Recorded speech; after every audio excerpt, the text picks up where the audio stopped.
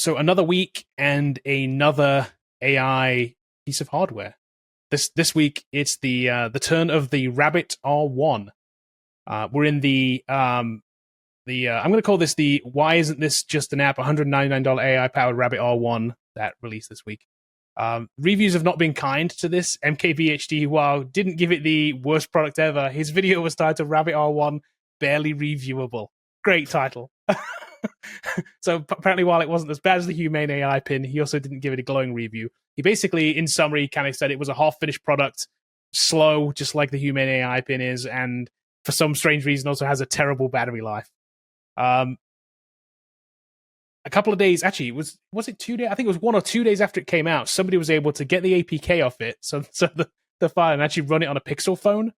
So turns out, Paul, what we've said all along is this should have been an app. Yeah, it literally is an app. It's an app that's running on a piece of custom hardware.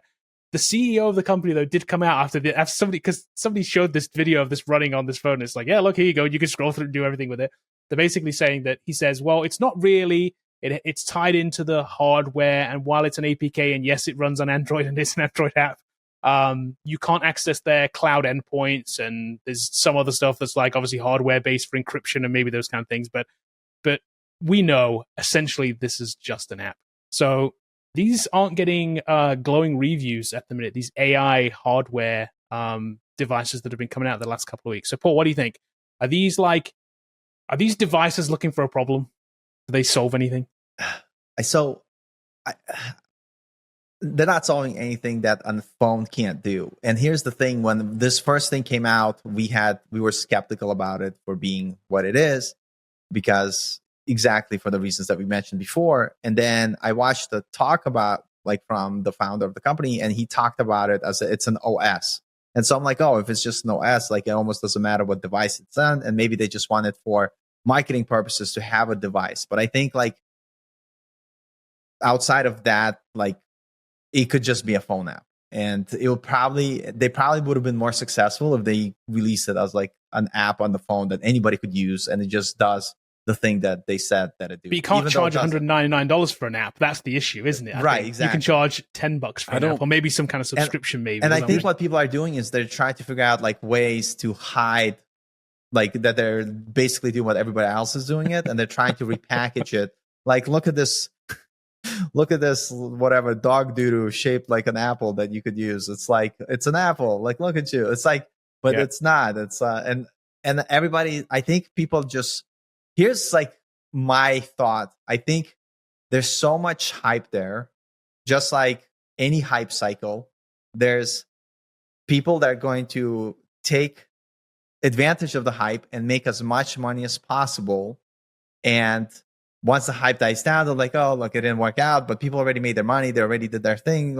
Somebody won, somebody lost, and I think that's what they're doing. They know the hype is not going to last forever. And at some point, all this AI stuff is going to level out, and we're going to have much clearer thing. Hey, this is where we're at.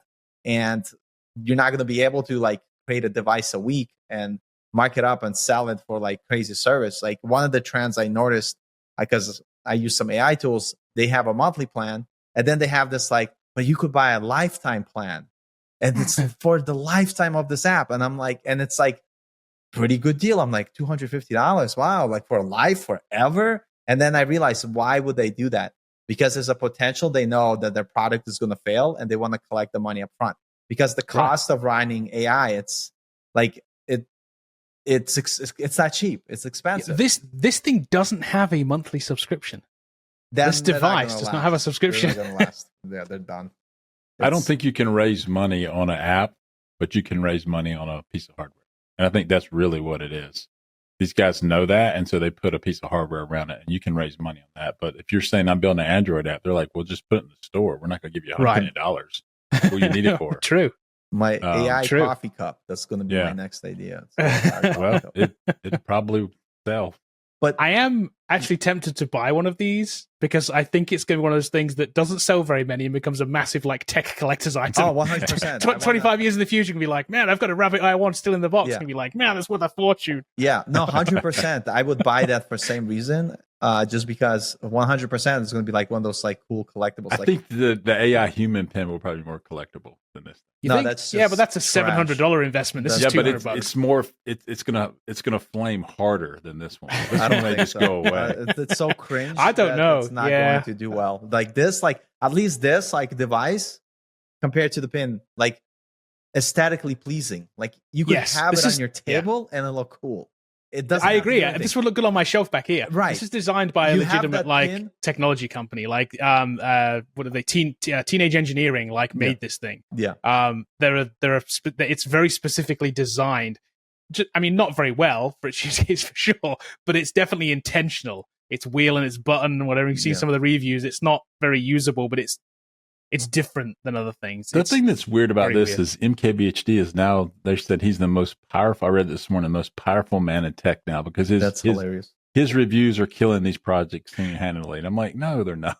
No, the it's the thing doesn't product do itself. anything. It's the He product. has the same itself. opinion as everyone else. He just has a big reach. That's all it is. He's not saying anything that anybody else isn't saying. Yeah, he just has right. 50 million viewers. That's all. And the product is not dying because of him. The product is dying because it's a bad product. Like, Yeah. you Yeah. know, Doesn't do because if it was Yeah. really good, he could make a bad review.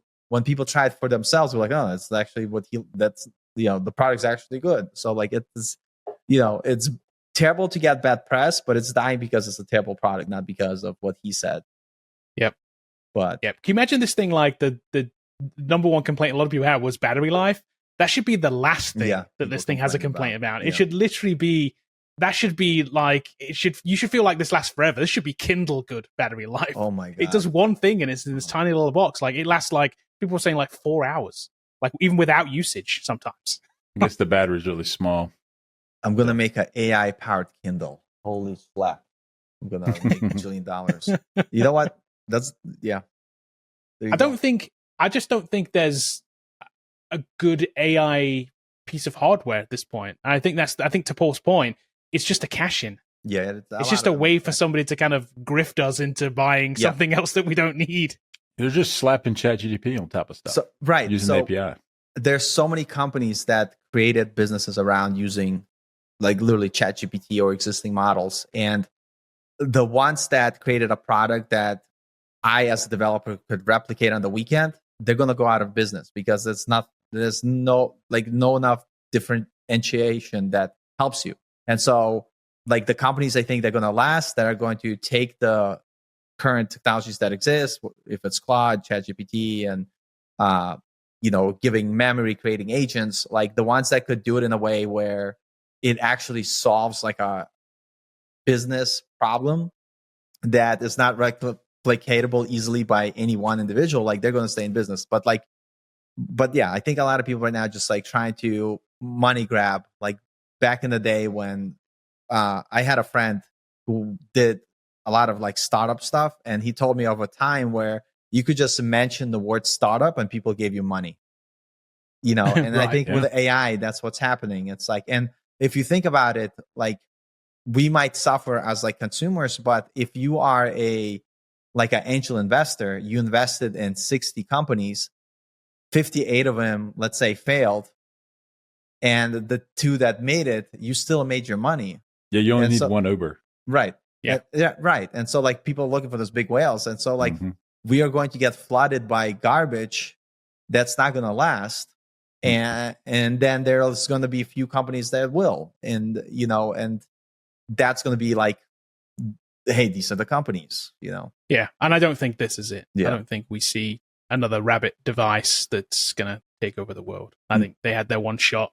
That's They'll it. collect their money. I think and meme move generator is on. the best thing for generative text. I think that's the best use case for this whole generative text. And this doesn't even have one of those. Yeah. It should make memes. That's what it should do. Take a picture, make a meme.